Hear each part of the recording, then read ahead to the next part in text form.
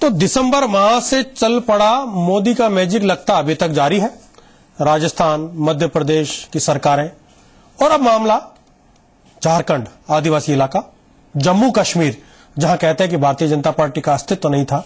उनके नेता नारे लगाते रहे कि झंडा वहीं फहराएंगे, एक देश दो निशान दो प्रधान नहीं चलेंगे। बड़ा आंदोलन किया, पहली बार उनकी मौजूदगी दिखी। आखिर क्या है झारखंड और जम्मू कश्मीर के चुनावी नतीजों का अर्थ और क्या उसके राजनीतिक मायने? आज इसी मुद्दे पे हम आज की बड़ी खबर में चर्चा करेंगे। चर्चा के लिए मेरे साथ तीन खास मेहमान हैं। मेरे साथ हैं राजीव अरोड़ा जी, जो कि वरिष्ठ उपाध्यक्ष हैं, कांग्रेस के वरिष्ठ नेता हैं।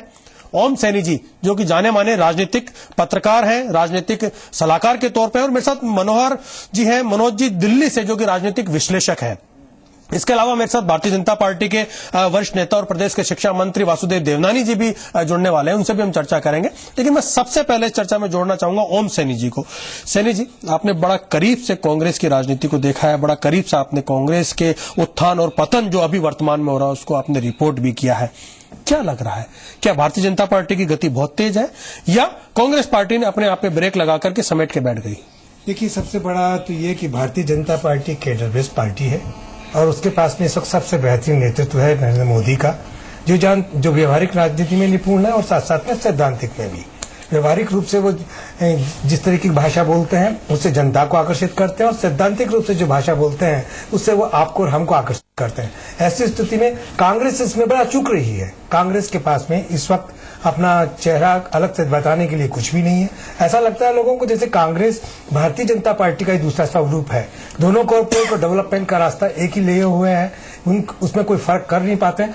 फर्क कर पाते हैं सिर्फ इस बात से कि कांग्रेस बताती है कि Bharatiya Janata party communal party है तो, और अपने आप को धर्मनिरपेक्ष पार्टी। बात वही है, अभी भी जो बात चल रही है, जो अभी हम कुछ देर पहले गुलाम नबी आजाद साहब की बात सुन रहे थे, अभी भी आप धर्मनिरपेक्षता के जो लदावा है उसके पीछे छिप करके सत्ता में आना चाह रहे हैं। पीडीपी का आप धर्मनिरपेक्षता का जो मुद्दा है उसको उठा रहे हैं।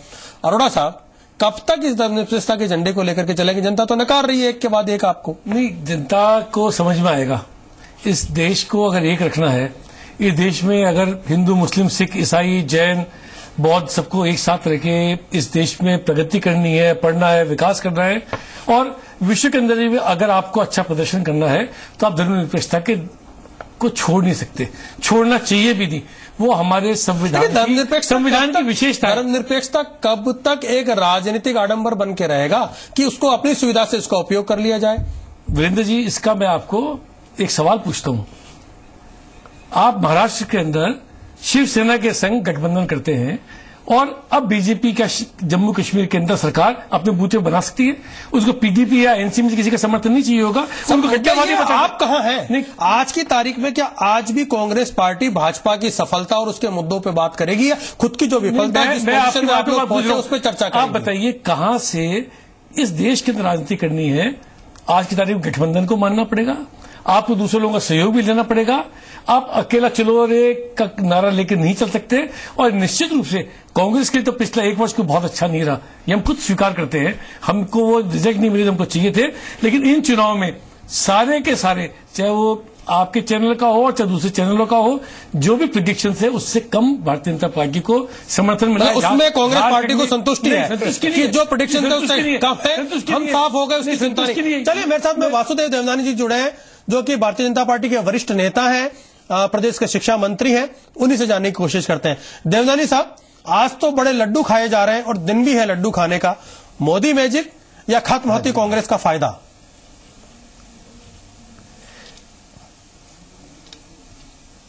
देखो, भारतीय जनता पार्टी के लिए निश्चित रूप से जो निरंतर विजय का एक प्रभाव चल रहा है उसके लिए आज का दिन निश्चित रूप से अच्छा है कि झारखंड में शायद कई वर्षों बाद पहली बार स्पष्ट बहुमत के साथ भारतीय जनता पार्टी ने ऐतिहासिक विजय प्राप्त की है। यह जो भारत कांग्रेस मुक्त भारत जो माननीय मोदी जी का नारा है उस ओर एक कदम बढ़ाया है। नहीं तो झारखंड में सभी लोग कह रहे थे भारतीय जनता पार्टी का आना मुश्किल है, लेकिन मोदी जी का मैजिक और साथ में पिछले 6 महीने के अंदर उन्होंने देश भर में जो एक अपना एजेंडा लागू किया है, जिस प्रकार से उन्होंने कदम उठाए हैं, ये विकास की गंगा जो बही है उस विकास में लोगों ने विश्वास पर व्यक्त किया है। लोग आशा करते हैं कि हम आगे बढ़ेंगे। और जम्मू कश्मीर में भी पहली बार भारतीय जनता पार्टी ने 25 सीटें जीत करके एक इतिहास रचा है। मैं समझता हूं कि वहां की जनता का जो केंद्रीय नेतृत्व के प्रति विश्वास है, जनता ने विश्वास किया है। इस आधार पर मुझे लगता है कि भविष्य में कश्मीर की राजनीति को भारतीय जनता पार्टी की 25 सीटें जीतना निश्चित रूप से वहां के राजनीति में एक नया इतिहास तो है ही, उसको प्रभावित भी करेगा। चलिए, मेरे साथ में दिल्ली से राजनीतिक विश्लेषक मनोहर मनोज जी हैं। मैं एक बार उनको इस डिबेट में मैं लेकर के आना चाहूंगा। मनोज साहब, किस तरीके से ये जो आज की विजय है राष्ट्रीय परिदृश्य में भारतीय जनता पार्टी के भविष्य को और नरेंद्र मोदी की जो सरकार है उसके लिए एक वोट, उसके लिए एक मानदंड के तौर पर मानी जाएगी? देखिए, नरेंद्र मोदी में हम लगातार कई कमियों को भले निकाले हैं, लेकिन ये बात तो अब साबित हो गया है कि वो बड़े दमखम वाले और बड़े मजबूत इरादों वाले नेता हैं। और जम्मू कश्मीर में भारतीय जनता पार्टी को जो एक तरह से इतनी ज्यादा सीटें मिली हैं, ये इसका प्रमाण है कि नरेंद्र मोदी ने उसे चुनौती के रूप में लिया। न केवल उस मुस्लिम बहुल राज्य में भारतीय जनता पार्टी को उपस्थिति करने के लिहाज से, बल्कि अंतर्राष्ट्रीय पटल पर यह दिखाने के हिसाब से कि जम्मू कश्मीर जो है वो भारत का नैतिक रूप से ही नहीं बल्कि वास्तविक रूप से भी अभिन्न अंग है। और पहली बार जम्मू कश्मीर के इतिहास में 65% मतदान हुआ है, जो इस बात को दर्शाता है कि जम्मू कश्मीर जो है भारत गणराज्य का न केवल अभिन्न अंग है बल्कि आत्मिक रूप से भी, मन के रूप से भी और जनसांख्यिकी रूप से भी जो है अभिन्न अंग है। तभी तो 65% लोगों ने वहां मतदान में भाग लिया। बड़ी महत्वपूर्ण है। अरोड़ा साहब, ये जो आज के परिणाम है, झारखंड नक्सलवाद से प्रभावित इलाका, जहां लोकतंत्र जिस प्रकार के हालात में पहुंच गया था कि हर बार चुनाव बहिष्कार की बात, मतदान पेटियों, मतदान दलों के ऊपर हमले, लोग वोट डालने आए, भाजपा की सरकार बनी। कश्मीर, भारतीय जनता पार्टी का कोई रिश्ता नहीं। हाँ ठीक है, आप लोग डिबेट कर सकते हैं इस मुद्दे के ऊपर कि घाटी अलग, जम्मू अलग, वो जो बातें हैं वो एक राजनीतिक चर्चा में हो सकती है, लेकिन भारतीय जनता पार्टी की वहां मौजूदगी और इतने बड़े पैमाने पर वोटर का आना कहीं न कहीं इस देश की संघीय व्यवस्था में, इस देश की एकता में विश्वास तो व्यक्त किया ही है, और वो विश्वास जो कि आप लोग पैदा नहीं कर पाए। देखिए, जो चुनाव हुए हैं बहुत अच्छे चुनाव हुए हैं, इसके ऊपर किसी ने आपत्ति करी नहीं है। इलेक्शन कमीशन ने अच्छा काम करा है, वहां पे जो भी फोर्सेज लगी हुई थी उन लोगों ने बहुत अच्छा काम करा है। और इससे एक मैसेज गया पूरी दुनिया के अंदर कि इस देश के अंदर अभी भी हम सब लोग एक हैं और सब लोग इस बात पर विश्वास करते हैं कि देश का प्रजातंत्र मजबूत हुआ है। तो जो प्रजातांत्रिक व्यवस्था है उसकी मजबूती का एक बहुत अच्छा उदाहरण है जम्मू कश्मीर के चुनाव और झारखंड के चुनाव। झारखंड में नक्सलवाद की समस्या रही है, बहुत लंबे समय तक रही है, उसका भी अंत होना चाहिए। उसके बाद अच्छे चुनाव हुए हैं और जो भी परिणाम आया हो उसको हर पार्टी को स्वीकार करना चाहिए। हम आज जो राजनीतिक बहस बात समीक्षा की होती है, देखिएगा परिणाम के बाद बात समीक्षा के निकल करके आती है कि कहां चूक रहे हैं। क्योंकि मैं हमेशा एक बात कहता आया हूं कि देश के मजबूत लोकतंत्र के लिए मजबूत विपक्ष का होना बहुत जरूरी है, और कांग्रेस का धीरे इस तरीके से खत्म होना या भारतीय जनता पार्टी का यह कहना कि कांग्रेस मुक्त भारत बनाना है लोकतंत्र के लिए अच्छे संकेत नहीं है। तो आप लोग कब जागेंगे? देखिए, कांग्रेस मुक्त भारत की तो बात ही खत्म कर दें, ये प्रश्न कभी ना हो सकता है, ना ये बात किसी को करनी चाहिए। देवनानी साहब शिक्षा मंत्री हैं, इस तरह की बात कर रहे हैं। जिस जगह पार्टी को जम्मू कश्मीर में अगर भारतीय जनता पार्टी को 22% मत मिले हैं तो कांग्रेस को 19% मत मिले हैं। आप कौन से भारत मुक्त की बात कर रहे हैं, कांग्रेस मुक्त भारत की? ये तो उतार चढ़ाव राजनीति में चलता रहता है, समय आएगा वो भी मालूम पड़ जाएगा। लेकिन मैं एक बात बताना चाहता हूं, इस तरीके की बात करना नुकसान है। क्योंकि आप कहते थे हम बाप बेटे के खिलाफ बात करते थे, आप बाप बेटी के खिलाफ बात करते थे, अब आप सरकार बिना बाप बेटे के, अब बिना बाप बेटी के कैसे बनाएंगे?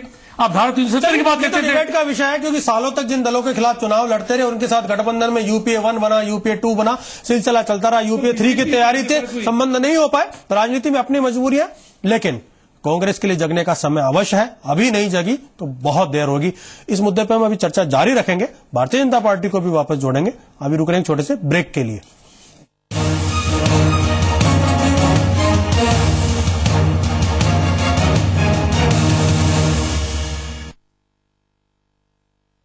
अब कहीं भी किसी भी समय आप रहेंगे हमेशा अपडेट, क्योंकि जी मरुधरा है आपके पास।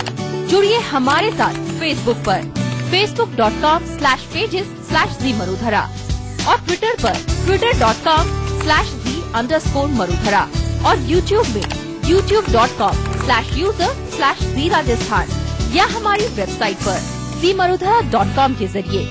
जी मरुधरा, हर पल आपके साथ। मसाला अम्मा है ना।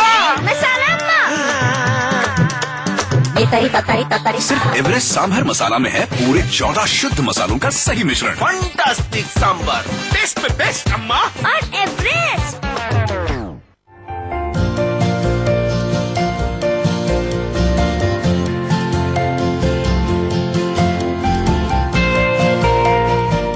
Tonight on Z मरुधरा रात 10 बजे 10 में। दिन भर की तमाम खबरों से आपके लिए 10 अहम खबरें। रात 10:30 बजे तफ्तीश में। हर गुनाह और गुनाहगार के परत दर परत खुलते हैं राज। रात 11 बजे दिन भर में। राजनीति, खेल, मनोरंजन और व्यापार, दिन भर की खबरों का पूरा संसार। रात 11:30 बजे द वर्ल्ड टुनाइट में। दुनिया भर का हाल, खबरों से जुड़े सभी अहम सवाल। जी मरुधरा, मेरी शान मेरा अभिमान।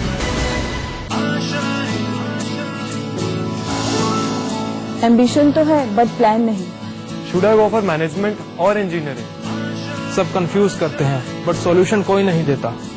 आपको भविष्य की चिंता सताती है, आप प्रश्न पूछते हैं कि किस प्रकार से आगे बढ़ें, क्या करें, किस चीज से दूर रहें। आइए मेरे साथ, मेरे शो में मैं आपको बताऊंगा। डॉक्टर सुभाष चंद्र शो, शनिवार और रविवार शाम 7 बजे।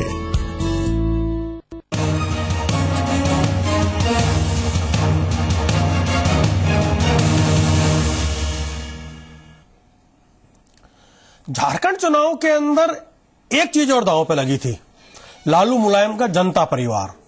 सब लोग एक थे, बिहार का एक अलग हिस्सा है, झारखंड के तौर पे काफी हद तक राजनीतिक समानताएं थी और बहुत हद तक कोशिश भी हुई सबको एक करने की, यहां तक कि कांग्रेस और जेएमएम तक के लोग सब लोग साथ हुए थे, लेकिन परिणाम वो लेके नहीं आ पाए।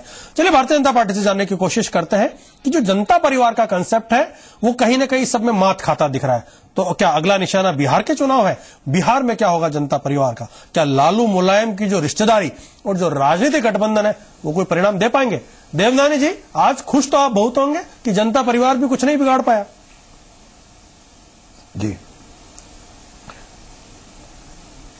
ऐसा जनता परिवार एक निश्चित रूप से आपस में पुराना ऐसा परिवार है जो कभी लंबे समय तक साथ नहीं रह सकता। क्षणिक परिस्थितियों को देख करके वो एक साथ दिखता है, लेकिन इनका आपसी विरोधाभास इतना है कि शायद चुनाव आने से पहले ये आपस में दोबारा बट जाएगा। एक केवल बीजेपी के विरोध के नाम पर इकट्ठा होने की कोशिश कर रहा है, लेकिन आज तक का इतिहास है कि ये समाजवादी विचारधारा के पार्टी के लोग कभी भी लंबे समय तक एक साथ नहीं रहे। अब इन झारखंड चुनाव में उन्होंने अपना परिणाम देख लिया। मुझे लगता है कि बिहार के चुनाव में निश्चित रूप से इनकी यही दशा होगी जो आज झारखंड में हुई है, क्योंकि जनता जागरूक है। जनता माननीय मोदी जी के जो एक मजबूत नेतृत्व है उसने उसको स्वीकार किया है।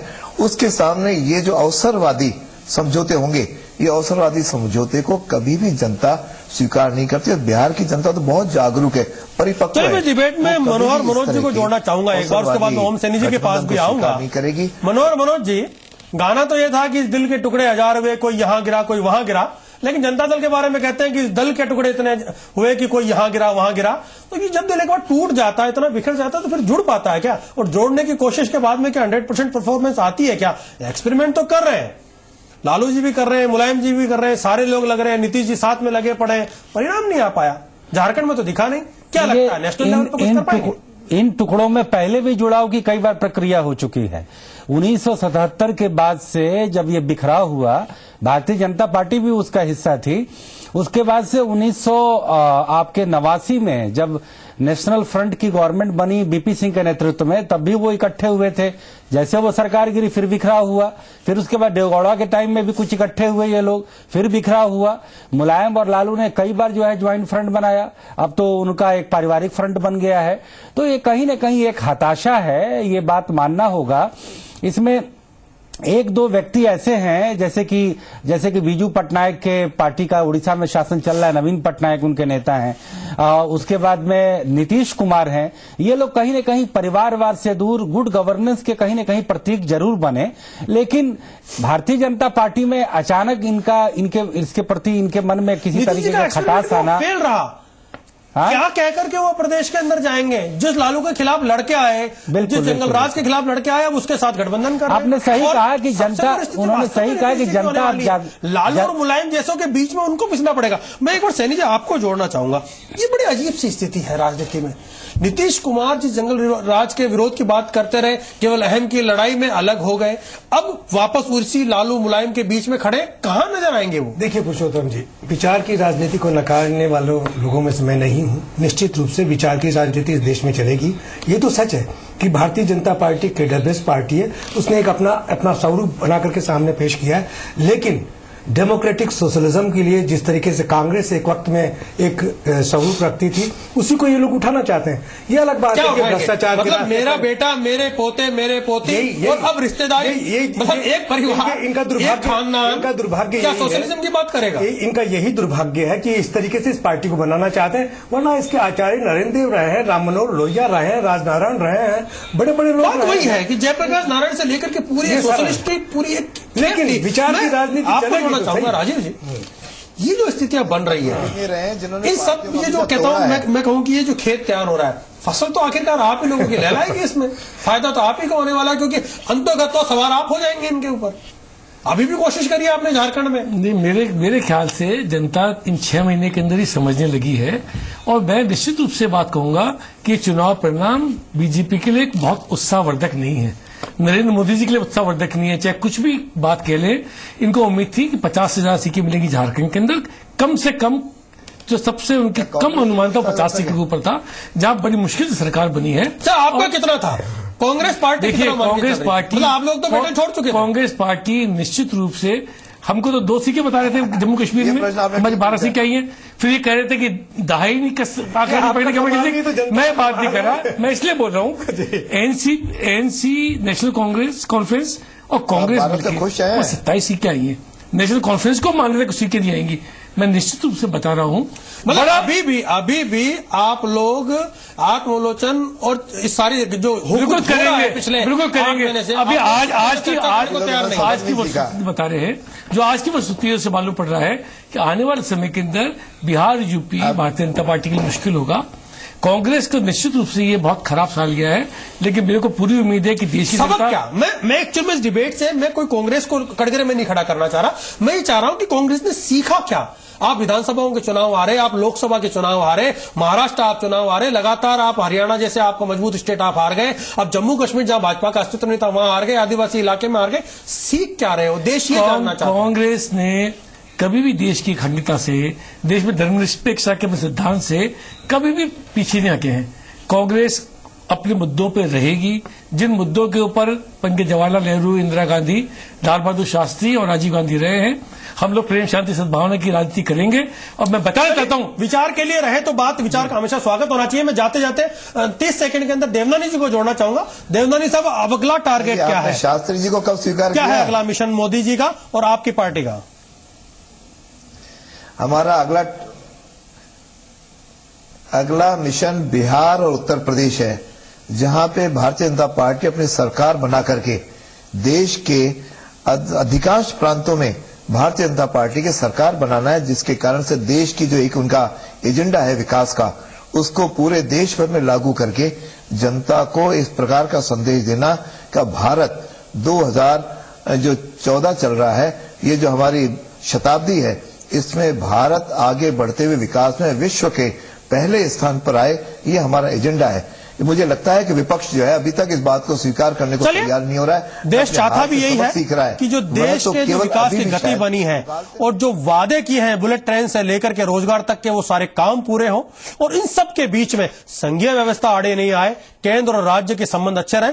स्वाभाविक तौर पर अगर दोनों जगह एक ही दल होंगे तो विकास को गति मिलेगी। अब मौका है और सबसे बड़ी चुनौती है भारतीय जनता पार्टी के सामने कि जिन वादों और जिन इरादों के साथ वो सत्ता में आई है उन्हें पूरा करें। हाँ, कांग्रेस के लिए मैं फिर कहूंगा कि मजबूत लोकतंत्र के लिए मजबूत विपक्ष चाहिए और कांग्रेस के पास अभी समय है कि वो जग जाए। आप सब लोग इस प्रोग्राम में आए, आप सबका धन्यवाद। आपका भी धन्यवाद।